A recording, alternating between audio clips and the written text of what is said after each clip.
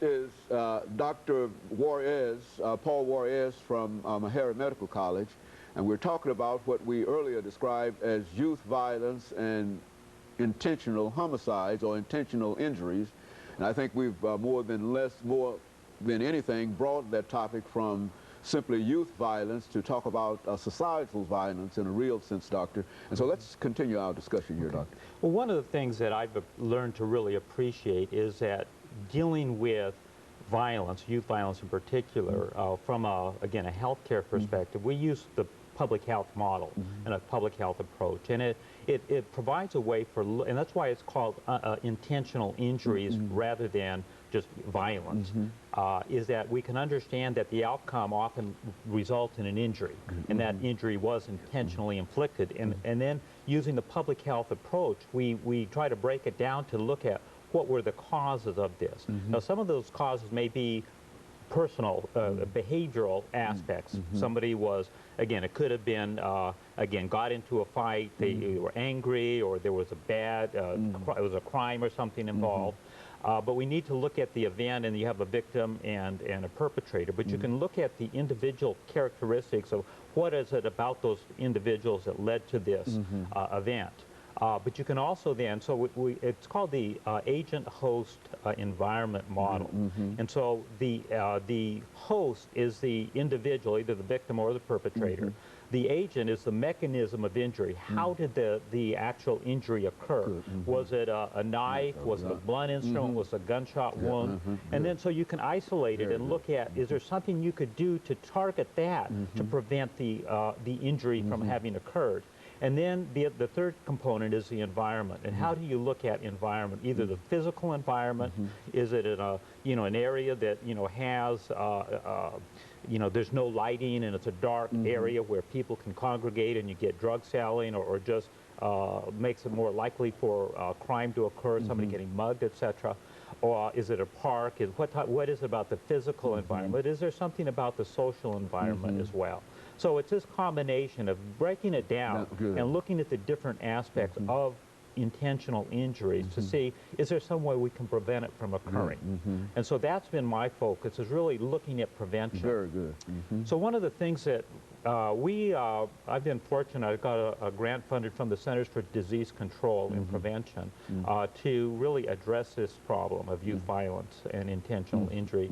And one of the things that we've been able to do is establish, we have several research projects, and I've got collaborators both here from Tennessee State and Vanderbilt that are working with me on that. We have some things going on in the school, some things in the community as well.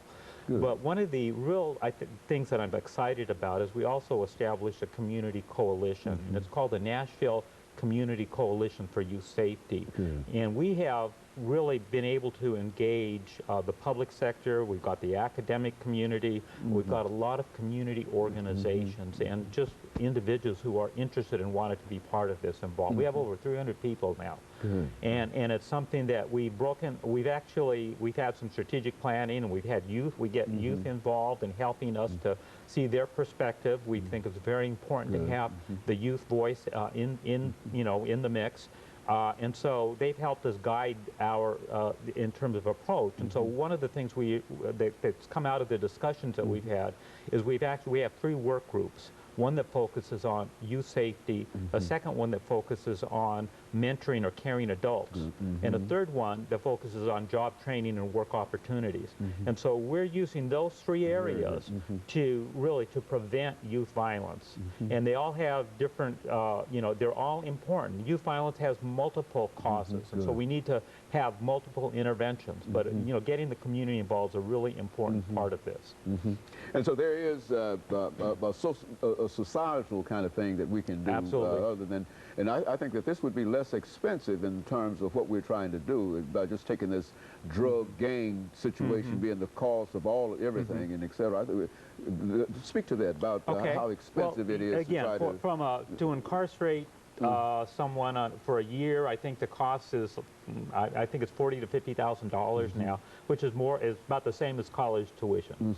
So if we can prevent somebody from being incarcerated, for violence, and we could pay for their college education. Now, again, we have to get them to that point. So we have, that's why it's very important to work with the schools, to work with a lot of other community agencies, because young people a lot of times, like myself, aren't exposed to role models, people who are encouraging them to go on and continue their education, to make them believe that they can actually do something other than what they see others doing in their immediate environment.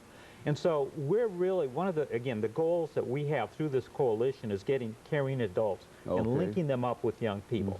And we've got some major initiatives now that we're working on to do that. We've got a lot of the community agencies that do that. In fact, Tennessee State is one of them through the service learning program. I've talked to Dr. Sue Fuller about seeing if there's ways that we can actually link up some of the freshmen, because hey, you have service learning responsibilities for all students that are here at Tennessee State, and see if we can link them up with young people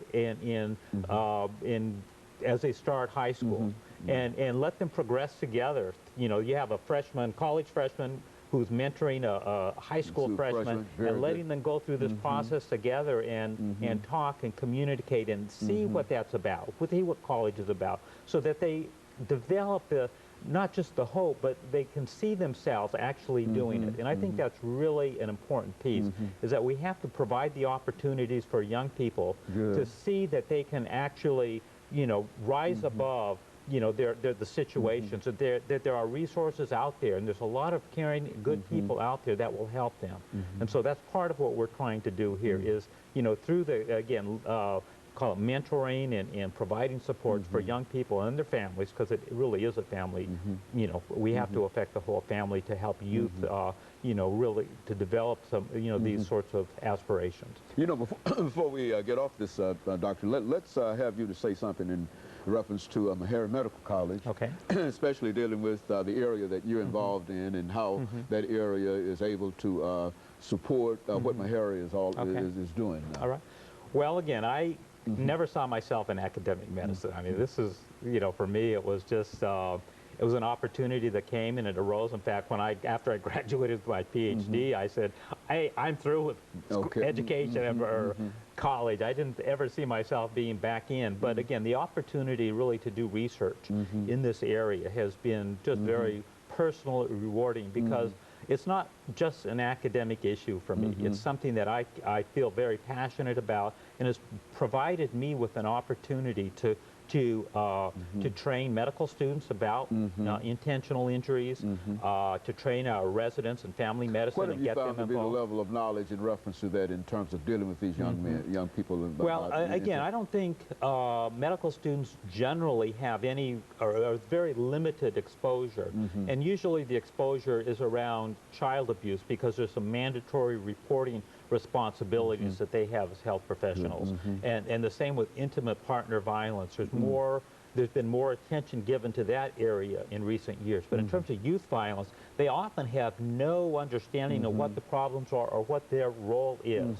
And so part of my responsibility is to help them understand that when they see a young person, they need to ask questions to see if, again, if they're being bullied at school, to see if they're threatened on the way to school and after school. Who do they hang out with? Are their friends in gangs or gang involved, or their siblings? Because if they are, it increases their risk for getting involved in activities that may lead to them being either a victim or a perpetrator of violence. And so it's very important for a medical student to be able to make that assessment, not that they're going to treat them in that sense, but they can help either through counseling and guidance, or through a referral to community programs. And that's part of what we do, is help them.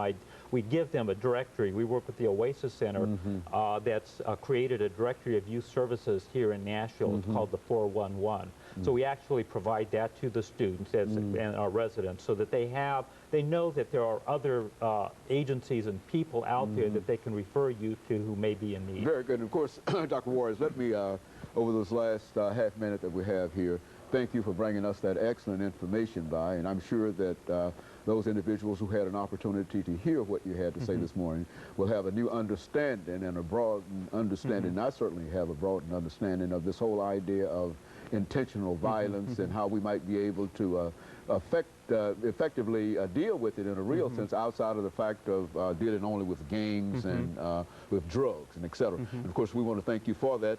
And let me encourage our audience to tune in again next week for another informative edition of Cummings. Thank you and good morning.